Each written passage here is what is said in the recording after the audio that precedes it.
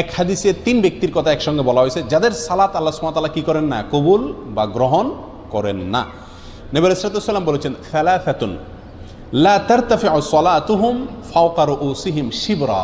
3 ব্যক্তি আছে যারা নামাজ পড়লে তাদের নামাজটা মাথার 1 বিঘত উপরে উঠে না, আল্লাহর আরশ পর্যন্ত যাওয়া তো পরের কথা, অর্থাৎ তাদের এই সালাত আল্লাহর কাছে কবুল হয় না। 1 নম্বর হলেন ওই ব্যক্তি যে ব্যক্তি কোনো এলাকার মানুষের মসজিদের ইমাম অথচ মুসল্লিরা তার উপরে অসন্তুষ্ট। নাম্বার 2, ওয়ামরাআতুন বাতাত ওয়া যাওজুহা আলাইহা সাখিত। ওই মহিলা যিনি সারাটি রাত কাটিয়ে দিলেন অথচ সারা রাত তার স্বামী তার উপরে অসন্তুষ্ট।